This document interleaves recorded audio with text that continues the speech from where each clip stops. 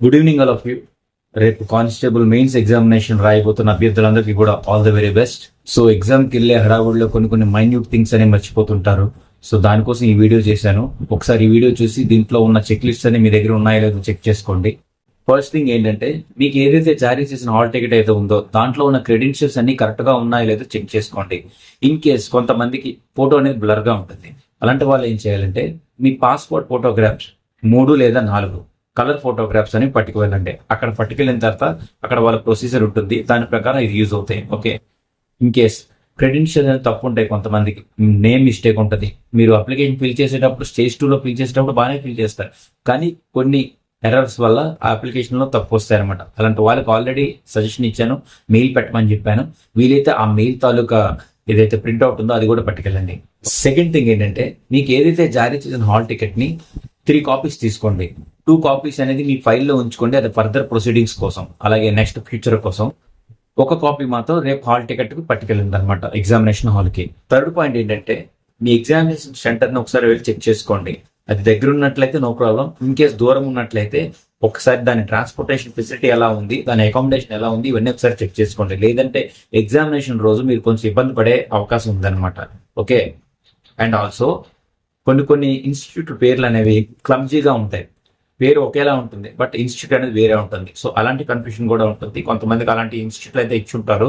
So ఒక్కసారి మీ hall ticket ఏదైతే centre ఉందో ఆ సెంటర్ని ఒకసారి మీరు వెళ్ళి చెక్ చేసుకోండి. ఇలా చెక్ చేసుకోవడం వల్ల ఏంటంటే, ఎగ్జామినేషన్ రోజు మీరు ఎన్ని గంటల ముందు బయలుదేరితే సరిపోతుంది, ట్రాఫిక్ ఎలా ఉంటుంది ఏంటి, ఈ విషయాలన్నీ తెలుస్తాయి అనమాట. ఓకే, సో అప్పుడు కన్ఫ్యూజ్ అవ్వకుండా, అప్పుడు కంగారు పడకుండా కొంచెం రేపే వెళ్ళి ఒకసారి చెక్ చేసుకుంటే ఏ ప్రాబ్లం ఉండదు అనమాట. ఇన్ కేస్ కొంతమందికి ఎగ్జామినేషన్ సెంటర్స్ అనేవి వేరే డిస్ట్రిక్ట్ లో వచ్చాయి, అలాగే వేరే ఊర్లో వచ్చాయి. తెలిసిన ఊరైతే పర్వాలేదు. ఇన్ కేస్ తెలియని ఊర్లో అయితే బెటర్ రేపే అక్కడికి మూవ్ అవ్వండి. అక్కడ అకామిడేషన్ చూసుకొని ముందు రోజు వెళ్ళడం బెటర్. ఓకే, దానివల్ల మీకు టెన్షన్ అనేది ఉండదు, ఎగ్జామినేషన్ అనేది ఫ్రీగా రాస్తారు. అండ్ ఇంకో ఇంపార్టెంట్ విషయం ఏంటంటే, ఎగ్జామినేషన్ అనేది మార్నింగ్ 10 o'clock నుంచి మధ్యాహ్నం 1 గంట వరకు. సో మ్యాక్సిమం మీరు ఎగ్జామినేషన్ సెంటర్కి ఎంత ఎర్లీగా వెళ్తే అంత మంచిది. ఎందుకంటే మొబైల్ ఫోన్స్ ఇవ్వటం అనేది, లేదంటే ఫ్రిస్కింగ్ అని, ఇలాంటి డాక్యుమెంట్ వెరిఫికేషన్ అని, ఆధార్ కార్డు వెరిఫికేషన్ అని, ఇవన్నీ చాలా ఉంటాయి అనమాట. సో మ్యాక్సిమం తొందరగా వెళ్ళడానికి ట్రై చేయండి. గుర్తుపెట్టుకోండి, 1 minute లేట్ అయినా సరే ఎగ్జామినేషన్కి అలౌ చేయరు. అంటే 10 తర్వాత 10:01 అయినా సరే ఎగ్జామినేషన్కి అలౌ చేయరు. ఇది మాత్రం చాలా గుర్తుపెట్టుకోండి. మ్యాక్సిమం 9 o'clock నుంచి అలౌ చేస్తారు, 10 తర్వాత అలౌ చేయరు. ఎందుకంటే వన్స్ 10 o'clockకి ఎగ్జామినేషన్ అనేది కమెన్స్మెంట్ అయిపోతుంది అనమాట. సో 9 o'clock నుంచి అలౌ చేస్తుంటారు అనమాట. సో 10 తర్వాత అలౌ చేయరు, ఇది గుర్తుపెట్టుకోండి. అండ్ వన్స్ ఎగ్జామినేషన్ హాల్లో ఎంటర్ అయిన తర్వాత దేనికి కూడా పంపించరు. 13 hours అంటే ఎగ్జామినేషన్ పూర్తిగా అయినంత వరకు కూడా, ఇన్ కేస్ మీరు ముందు రాసేసినా సరే ఎగ్జామినేషన్ పూర్తి అయినంత వరకు మిమ్మల్ని బయటికి పంపించరు. ఇది గుర్తుపెట్టుకోండి. 3 hours కంటిన్యూగా, 3 to 4 hours కంటిన్యూగా ఎగ్జామినేషన్ హాల్లో ఉండాల్సిందే. ఇంకా ఎగ్జామినేషన్కి ఏమేమి పట్టుకెళ్ళాలి, బ్లాక్ కలర్ కానీ, బ్లూ కలర్ కానీ, బాల్ పాయింట్ పెన్స్ 2 పట్టుకెళ్ళండి. అవి కూడా మీరు కాస్త ప్రాక్టీస్ చేస్తారు, బౌలింగ్ ప్రాక్టీస్ చేస్తే అది పట్టుకెళ్తే చాలా మంచిది, ఎగ్జామినేషన్లో బాగా పనికి వస్తుంది. ఇన్ కేస్ కొత్త పట్టుకెళ్ళారు అనుకోండి, సో మేబీ పని చేయకపోవచ్చు, సరిగ్గా రాయకపోవచ్చు. ఓకే, బ్లాక్ కలర్ కానీ, బ్లూ కలర్ కానీ. సెకండ్ థింగ్ ఏంటంటే, హాల్ టికెట్ పట్టుకెళ్ళండి ఒకటి. ఓకే, చాలా ఇంపార్టెంట్, హాల్ టికెట్ పట్టుకెళ్ళండి. ఇంకా మూడోది ఏంటంటే, వ్యాలిడ్ ఒరిజినల్ ఐడెంటిటీ ప్రూఫ్. మీ ఫోటో ఐడెంటిటీ ప్రూఫ్ అనేది ఒకటి ఒరిజినల్ పట్టుకెళ్ళండి. ఫోటో కాపీస్ కానీ, స్కానర్డ్ కాపీ కానీ పట్టుకెళ్ళద్దు, ఒరిజినల్ పట్టుకెళ్ళండి. ఆ ఐడెంటిటీ ప్రూఫ్ ఏదైనా కావచ్చు, పాస్పోర్ట్ కావచ్చు, పాన్ కార్డ్ కావచ్చు, ఓటర్ ఐడి కావచ్చు, ఆధార్ కార్డు కావచ్చు, ఏదైనా గవర్నమెంట్ ఐడి కార్డ్ ఏదైనా కావచ్చు. అందులో మీ ఫేస్ క్లియర్గా కనబడాలి. ఓకే, మీ ఫేస్, మీ క్రెడెన్షియల్స్ అనేవి క్లియర్గా కనబడాలి. అది ఒరిజినల్ ఐడి కార్డ్ పట్టుకెళ్ళండి. దీంతో పాటు అడిషనల్గా నేను చెప్పేది ఏంటంటే, ఒక ప్లాంక్ పట్టుకెళ్ళండి పక్కాగా. ఎందుకంటే అక్కడ ఆల్మోస్ట్ అందరికీ కూడా బెంచెస్ ఇస్తారు. సో బెంచెస్ మీద ఓఎంఆర్ పెట్టి రాస్తారు. కానీ కొన్ని కాలేజెస్లో ఏం జరుగుతుంది, మేము చదివిన కాలేజీలో కానీ, మీరు చదివిన కాలేజ్, బెంచ్ని నీట్గా ఉంచుతామా? బెంచ్ని నీట్గా ఉంచాం, కూర్చోటం కానీ, ఏదో చేసి డిజైన్స్ కానీ గీస్తుంటాం. సో అందరూ అలా చేసిన వాళ్ళే. సో అలా చేయడం వల్ల ఏమవుతుందంటే, ఓఎంఆర్ దాని మీద పెట్టేసినప్పుడు మనం బౌలింగ్ చేస్తుంటాం, సడన్ గా అది కొంచెం కన్నాలు పడిపోతుంది అనమాట. సో ఇలాంటిది ఏది ఉండకపోతే, మీ బెంచ్ క్లియర్గా అయితే ఓకే. ఇన్ కేసు బెంచ్ అనేది కరెక్ట్ గా లేకపోతే అలాంటి టైంలో మీ ప్లాంక్ అనేది పనికొస్తుంది. ఓకే, ప్లాంక్ కూడా పట్టుకెళ్ళండి. అండ్ ఇంకోటి గుర్తుపెట్టుకోండి, మీరు తీసుకెళ్లిన హాల్ టికెట్ లో ఇన్విజిలేటర్ సమక్షంలో మీరు సంతకం పెట్టాలి. అలాగే ఇన్విజిలేటర్ సంతకం కూడా దాని మీద పెట్టించుకోవాలి. ఇది మాత్రం మర్చిపోకండి. మీకు ఇచ్చిన ఓఎంఆర్ లో క్రెడెన్షియల్స్ అన్ని కరెక్ట్ గా ఉన్నాయో చెక్ చేసుకోండి. ఇన్ కేస్ క్రెడెన్షియల్ తప్పు అయినట్లయితే వెంటనే అక్కడ ఇన్విజిలేటర్ కి ఇన్ఫార్మ్ చేయండి. అండ్ ఇంకో విషయం, మీకు ఇచ్చిన క్వశ్చన్ బుక్లెట్ ఇవ్వగానే వెంటనే స్టార్టింగ్ నెంబర్ 1 క్వశ్చన్ తోటి అలా స్టార్ట్ చేసి వెంటనే రెడీ చేసేది. ఫస్ట్ ఆఫ్ ఆల్ అందులో 200 క్వశ్చన్స్ ఉన్నాయా లేదా మొత్తం అన్ని పేపర్లు ఒకసారి చెక్ చేసుకొని అప్పుడు స్టార్ట్ చేయడం మొదలు పెట్టండి. ఇన్ కేస్ అలా వెరిఫై చేసినప్పుడు ఏవైనా క్వశ్చన్స్ మీకు మిస్ అయినట్టు అనిపిస్తే, సీరియల్ నెంబర్ మిస్ అయినట్టు అనిపిస్తే వెంటనే ఇన్విజిలేటర్కి చెప్పండి. వెంటనే మీరు క్వశ్చన్ బుక్లెట్ అనేది మార్పించుకోండి. ఇది మాత్రం మస్ట్ అండ్ షుడ్. సివిల్ కి అయితే పోస్ట్ నెంబర్ 21 కి అయితే ఇది 200 మార్కులకి ఎవాల్యుయేషన్ చేస్తారు. అదే ఏపీఎస్పి హయ్యర్ బెటాలియన్ కి అయితే ఇది 100 మార్కులకి ఎవాల్యుయేషన్ చేస్తారు. సో వీలైతే ఒక చిన్న వాటర్ బాటిల్ అనేది క్యారీ చేయండి.